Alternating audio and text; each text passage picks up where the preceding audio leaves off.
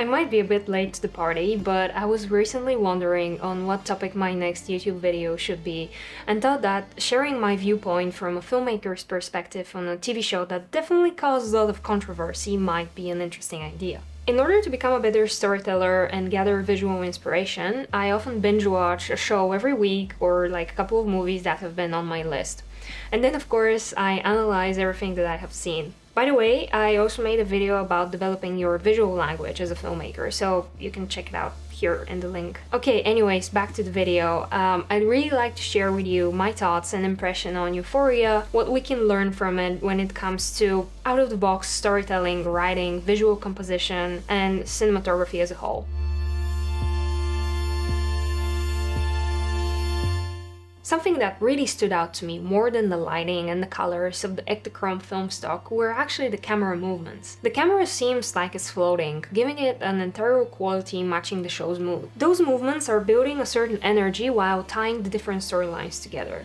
It's a seamless flow that almost gives you a one-shot experience at certain moments, like the carnival segment for example. The writer and director of the show, Sam Levinson, has done a very good job at making the characters' internal world seen by the viewer.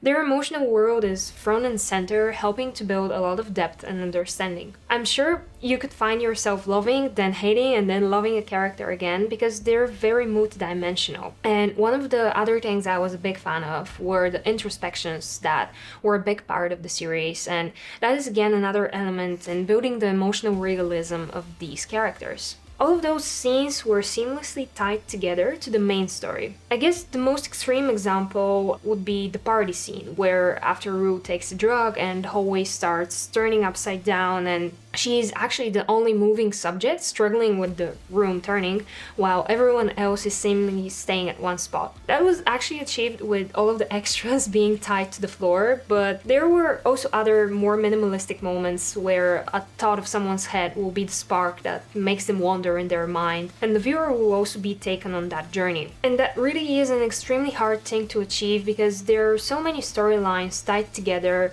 that being able to predict every thought of your characters and make it a vital part of who they are is just phenomenal writing. Strangely enough, it actually kind of reminded me of the puzzling worlds that Christopher Nolan builds, but if he's doing that with the story and like the time element, Sam Levinson is doing that with the emotional world of his characters. Another element I should definitely mention is the voiceover narration of the main character Rue, played by Zendaya, because it's not often that we see a show shifting from first person to narration.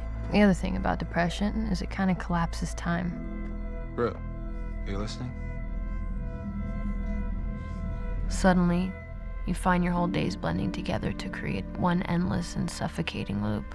As you know, the show definitely caused a lot of controversy because it covered topics like drug abuse, sexuality, physical abuse, and it did that in a very extreme way. Like, if there was a knob that goes from 0 to 100, it was kind of broken here.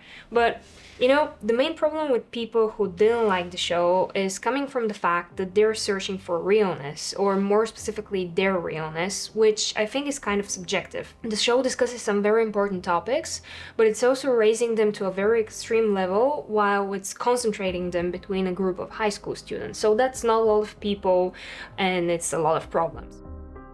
So I think the better way to approach it is to kind of perceive it as fiction that's built on real human problems and kind of imagine this as a universe that the director has built. But then also on a deeper level, it covers topics like depression, anxiety, building friendships, and joy, problems, pain, and all of the stages of life that we as humans all go through daily on an emotional level, but then on a surface level struggle with all of that. And more often than not, we don't want to admit that that's there in the first place. So the individual language of the show, with all of the close-ups, the lighting, and the composition, really helps build out those feelings and guides us through this world. And while I guess most YouTube videos are only talking about the cinematography of the show, we should definitely mention the production design, the makeup and hair, and the music. I believe these often get overlooked but are of significant importance when it comes to making a great film. While the show was set in present time, the production design definitely was heavily inspired by the 90s, and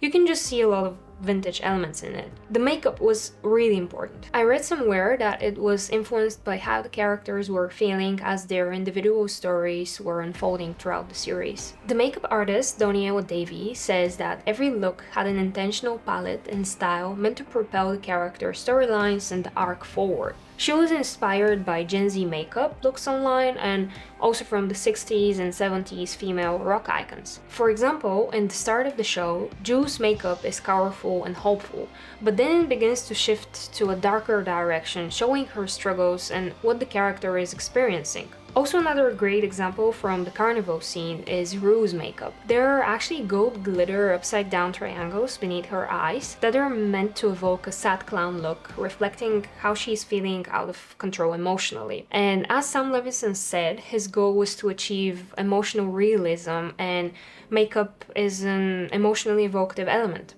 So, as you can see, every little detail in the show is very carefully thought out. I personally really enjoyed the storytelling, as I think it breaks the norm and the rules, and there is just a lot you can learn from it. So, if you're at all interested in filmmaking, storytelling, and how all those elements play together in a symphony to create a final product on this level, I think if you only take a little bit of that and apply it to your own projects, you will elevate your work a lot. Because the hardest thing is to evoke an emotion, a feeling, and when you learn how all the elements play into that and how to use them, you will eventually become a great storyteller. That was this video about Euphoria.